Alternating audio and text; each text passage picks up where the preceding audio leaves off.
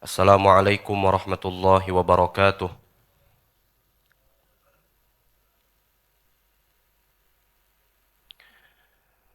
Bismillahi walhamdulillah wassalatu wassalamu ala sayyidina Rasulillah Muhammad ibn Abdullah wa ala alihi wa sahbihi wa man tabi'a hudah wa walah wa ba'du. Rabbi shrah li sadri wa yassir li amri wahlul 'uqdatam min lisani yafqahu qawli. Subhanaka la ilma lana illa ma 'allamtana innaka antal alimul hakim. Wa la hawla wa la quwwata illa billahil aliyyil azim. Hadirin jamaah salat zuhur jamaah Masjid Al-Maghfirah yang dimuliakan Allah Subhanahu wa taala. Puja-puji dan syukur mari sama-sama kita haturkan kehadirat Allah yang telah memberikan kita aneka ragam anugerah dan kenikmatan. Alhamdulillah pada kesempatan siang hari ini kita dapat melaksanakan ibadah kita salat zuhur berjamaah yang tentu mudah-mudahan salat zuhur kita, ibadah kita dan ibadah-ibadah fardu dan ibadah-ibadah sunnah lainnya diterima oleh Allah Subhanahu wa taala serta dijadikan sebagai catatan kebaikan kita pada hari kiamat kelak. Amin ya rabbal alamin. Salawat beruntaikan salam senantiasa tercurah limpahkan keharibaan baginda besar kita Nabi Yuna wa qudwatuna Muhammad sallallahu alaihi wa alihi wa sahbihi wasallam yang telah mengajarkan kita berbagai macam kebaikan, yang telah mengeluarkan umatnya minaz zulumat ilan nur, dari kegelapan gelap gulita menuju cahaya terang benderang, menuju cahaya agama Islam, yang mudah-mudahan kita pada hari kiamat kelak ditempatkan oleh Allah di bawah barisan bendera Nabi Muhammad sallallahu alaihi wasallam, membersamai beliau sampai ke surganya Allah. Amin ya rabbal alamin. Kita doakan kirimkan Fatihah khusus untuk guru kita Al-Habib Ghais bin Abdurrahman As-Segaf. Beliau masih belum pulih, telah selesai melaksanakan operasi. Kita juga belum tahu nih operasi apa nih. Insya Allah nanti kalau sudah dapat izin dari manajer beliau, kita akan dari DKM dan juga yayasan akan iyadah, akan menjenguk beliau ya. Karena untuk saat ini masih hanya orang-orang tertentu yang boleh menjenguk beliau gitu. Kita doakan mudah-mudahan segera Allah pulihkan kesehatan beliau, segera Allah kembalikan kesehatannya seperti sedia kala, diberikan panjang umur dan keberkahan yang paripurna dari Allah Subhanahu wa taala. Ala hadhihi niyyat wa ala kulli niyyatin salihah. Al-Fatihah. A'udzu billahi minasyaitonir rajim. Bismillahirrahmanirrahim. Alhamdulillahi rabbil alamin arrahmanir rahim maliki yaumiddin. Iyyaka na'budu wa iyyaka nasta'in ihdinas siratal mustaqim. Siratal ladzina an'amta 'alaihim ghairil maghdubi 'alaihim waladdallin. Amin. Hadirin jamaah salat zuhur, jamaah Masjid Al-Maghfirah yang dimuliakan Allah Subhanahu wa taala. Kita lanjutkan kajian fikih kita di dalam kitab At-Taqrirah As-Sadidah karya Asy-Syaikh Hasan bin Ahmad bin Muhammad Al-Kaf. Kemarin sudah kita bahas tentang macam-macam salat yang disunnahkan azan di dalamnya. Maka kita sekarang masuk ke dalam pembahasan hukum azan dan iqamah. Ya. Sebenarnya secara asal apa hukum azan dan iqamah? Disebutkan qala al-muallif rahimahullahu taala wa amaddana bi asrarihi wa nafa'ana bi ulumihi fid dharain amin. Hukmul azani wal iqamah. Hukum azan, hukum asalnya azan dan juga iqamah. Huma sunnatani muakkadatani fil jumu'ati wal khamsil maktubati. Azan dan iqamah hukumnya sunnah muakkadah. Sunnah muakkadah di dalam apa? Fil jumu'ati, di dalam sholat Jumat. Wal khamsil maktubat, di dalam sholat yang 5 waktu. Hukumnya sunnah. Artinya, kalau enggak azan pun enggak jadi masalah. Itu. Artinya sholatnya mah tetap sah. Sebab ini mah sunnah sebelum sholat. Sholat Jumat kagak pakai azan Pak Ustadz. Nggak apa-apa, kan sunnah muakkadah. Sunnah kan sesuatu yang ketika dikerjakan mendapat pahala, ketika ditinggalkan tidak mengapa. Namun orang mengerjakan sunnah itu tentu mendapatkan pahala yang besar, Pak. Karena dia sedang menjalankan apa yang diajarkan oleh Rasul Shallallahu Alaihi Wasallam secara sukarela. Maka tentu orang yang memilih jalan sunnah, ya, sholat ba'da zuhur, sholat qabla zuhur, kemudian puasa Senin Kemis, itu pahalanya besar. Bukan sekedar pahala pahala biasa, tapi pahala yang besar. Apalagi kalau ditambah dengan konsisten, istiqomah, dan seterusnya. Begitupun azan. Azan itu meskipun hukumnya adalah sunnah muakkadah, namun pelakunya akan mendapatkan pahala yang luar biasa dari Allah. Kita udah bahas kemarin di pembukaan tuh. Orang yang istiqomah azan selama bertahun-tahun, kemudian dia meninggal dalam posisi, ya, dalam tanda kutip profesinya sebagai muadzin, maka dia akan mendapatkan privilege dari Allah pada hari kiamat. Disebutkan al-muadzinun atwalu a'naqon yaumal qiyamah. Nanti orang-orang yang tukang azan tuh hari kiamat gampang dikenalin, lehernya panjang. Maksudnya lehernya panjang tuh nggak kayak jerapah, bukan. Lehernya panjang kelihatan. Nah, ini orang-orang yang doyan azan. Tentu kalau mendapatkan keistimewaan seperti itu, mereka akan ketika hari kiamat, ketika di mahsyar, mereka yang orang-orang lain sedang dalam kesulitan, mandi keringat, ada yang lidahnya menjulur, mereka akan mendapatkan naungan Allah, nggak susah, ya. Karena kan nanti di mahsyar itu, Pak, kita dibangkitkan, kemudian disuruh nunggu 10.000 tahun, disuruh nunggu 10.000 tahun, ada yang bilang 50.000 tahun, karena syafaatnya Rasulullah disuruh nunggu cuma 1.000 tahun, bayangin 1.000 tahun, suruh berdiri aja di lapangan. Kita kalau upacara berapa jam paling kuat, Pak? Ya, sejam aja udah ngeluh. Kagak pakai payung kagak tuh, kagak pakai topi kagak. Ini mah di padang mahsyar jangankan payung, jangankan peci, kagak pakai baju. Itu ditanya oleh Sayyidatuna Aisyah radhiyallahu taala anha, "Emang kagak pada malu itu pada saat itu ya Rasul?" Rasulullah jawab, "Jangankan urusan malu, orang mereka mikirin bagaimana nanti mereka akan ditempatkan. Ditempatkan di surga apa ditempatkan di neraka ini?" Gitu. Yauma yafirrul mar'u min akhihi wa ummihi wa abihi wa sahibatihi wa bani. Itu yang paling ditakutkan. Sampai-sampai orang-orang kafir itu bilang, "Ya Rasulullah, ya Allah, kalaupun saya harus masuk ke dalam nerakamu, masukin aja karang. Gak usah saya disuruh nunggu begini nih, ribet." Kata orang kafir begitu ngomongnya. Cuma kalau kita kan orang-orang beriman tuh sibuk menemui Rasulullah Shallallahu Alaihi Wasallam. Jadi itu hukum azan itu sunnah muakkadah yang kalau dilakukan secara konsisten bagi kita, ya, nggak perlu 5 waktu juga, tapi kalau 5 waktu bagus. Kita misalkan terkenal di komplek kita, di perumahan kita, di kampung kita, kalau subuh pasti si Anu tuh yang azan tuh gitu. Meskipun suaranya belepotan, ya, meskipun suaranya gak enak, tapi setidaknya makhrajnya benar. Dan kemudian dia istiqomah, azan subuh misal sebelum berangkat kerja dia yang azan. Insya Allah dengan konsistensi itu mengantarkan dia mendapatkan keutamaan yang luar biasa dari Allah Subhanahu wa taala. Wakila, ada qil. Kalau di dalam ilmu fikih, kalau disebutkan kata qila, qila itu eh, kata kerja, ya, kata kerja yang apa istilahnya tuh? Kata kerja majhul namanya. Jadi subjeknya tidak ketahuan. Dikatakan, ya, qila dikatakan, ini namanya sighat tamrid. Sighat tamrid ini berarti pendapat yang lemah. Ada pendapat mengatakan gitu kira-kira. Innal adzana fardu kifayatin fil jumu'ati. Azan itu hukumnya fardu kifayah di dalam sholat Jumat. Cuma ini pendapat lemah. Wa sunnatun fil maktubati, dan sunnah di dalam sholat-sholat yang 5 waktu. Jadi kalau pengen sholat 5 waktu, ya afdolnya sih, ya afdolnya. Misalkan kita udah telat ikut jamaah, afdolnya adzan sendiri, Pak, adzan sendiri. Kemudian qomat baru sholat. Itu tadi hukum azan dan juga iqamah itu adalah sunnah muakkadah. Yang paling masyhur, yang paling kuat pendapatnya ialah sunnah muakkadah di dalam sholat Jumat dan di dalam sholat 5 waktu. Kemudian syurutu sihhatil adzani wal iqamah. Syarat-syarat sah azan dan iqamah. Meskipun hukumnya sunnah muakkadah tetap ada syaratnya.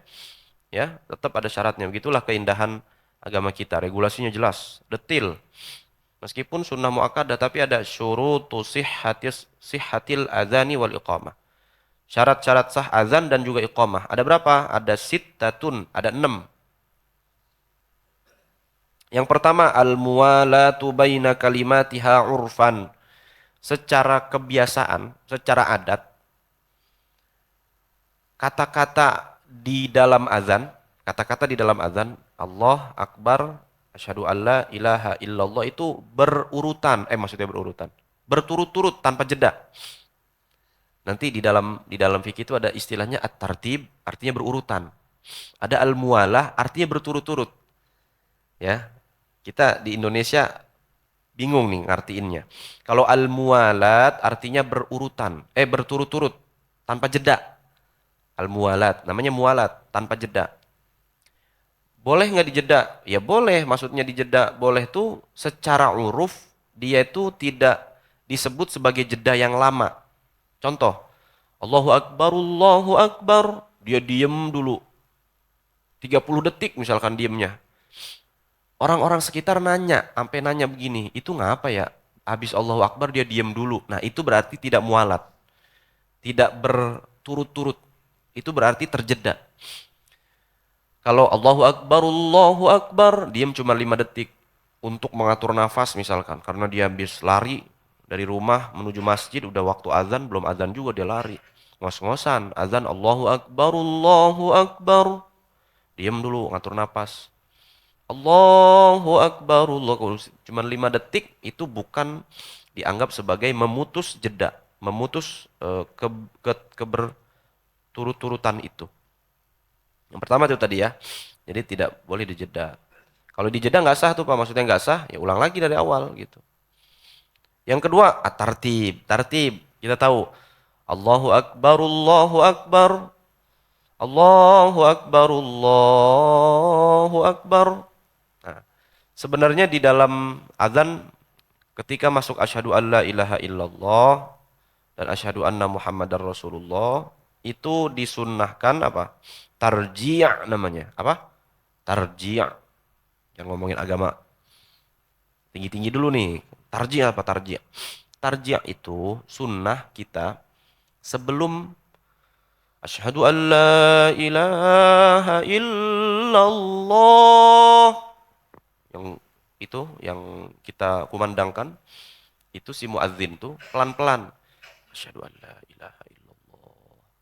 Asyhadu anna Muhammadar Rasulullah. Itu namanya tarji'. Pelan. Kalau ada muadzin kita begitu tuh berarti ngaji tuh orang. Gitu ya. Tapi sunnah itu sunnah. Tartib.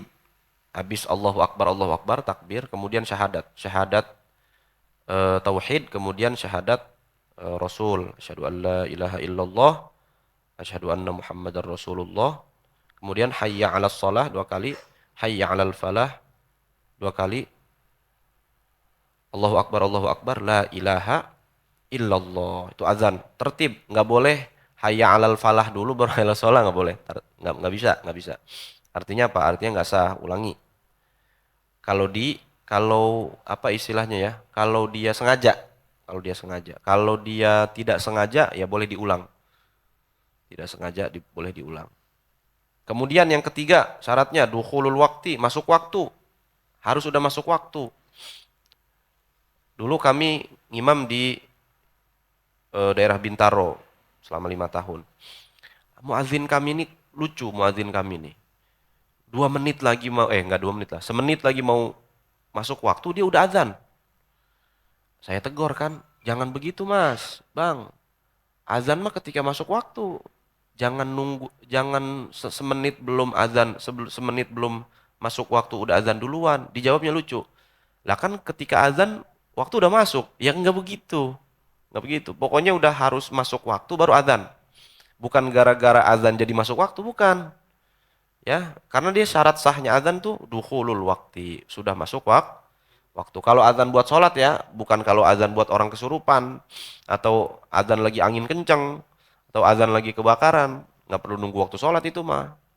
Ya, illa fi sholatin wahidatin fayasihul adzanu laha qabla dukhulil waqt. Wa huwal adzanul awwal li sholati subhi. Salat wahidah itu begini. Salat al-adzanul awwal li sholati subhi. Adzan pertama di dalam salat subuh. Kecuali adzan pertama di dalam salat subuh. Jadi salat subuh itu kalau ketika secara historis ketika zaman Rasul Shallallahu Alaihi Wasallam itu azannya dua kali. Azannya dua kali. Azan pertama Bilal bin Rabah, azan kedua Ibnu Ummi Maktum. Wa huwal adzanul awwal li sholati subhi. Wa waqtuhu ba'da muntasifil lail.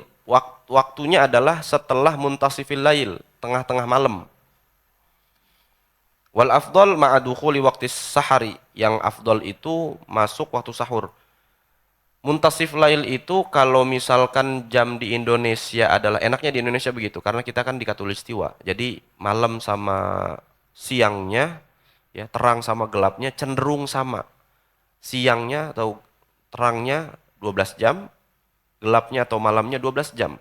Ada beberapa daerah di dunia nih, ya di belahan dunia itu ada yang malamnya lebih panjang, ada yang siangnya lebih panjang, tergantung musim mereka. Kalau Indonesia udah paling enak, tengah-tengah, ya. Khairul umur ausatuha, yang paling cakep urusan tengah-tengah, berarti Indonesia nih sepaling bagusnya negara gitu. Kalau pemerintahnya benar sih itu juga.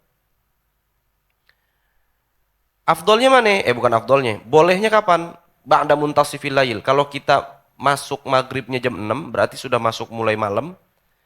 Berarti tengah-tengah malam jam 12 malam. Boleh azan untuk sholat subuh pertama. Azan pertama untuk sholat subuh itu setelah jam 12. Jadi kalau ada orang azan jam 1 malam jangan diomelin. Berarti dia bisa ngaji. Cuman rada edan juga, azan jam 1 orang lagi tidur, lu azan. Wal afdal ma'adukhuli waktu sahar. Yang afdal itu masuk waktu sahur. Waktu sahur itu kapan? Sepertiga akhir malam.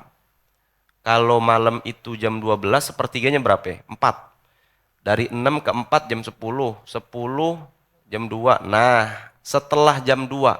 Tapi akhirnya jam berapa? Misalkan jam 4 atau jam 5. Nah, jam-jam setengah 5.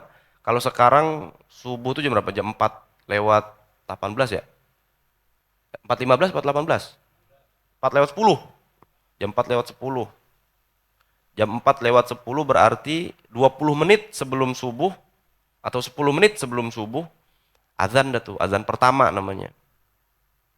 Nah, itu kalau di dalam di dalam kasus ketika puasa itu yang masih boleh makan di azan pertama, yaitu azannya Bilal bin Rabah.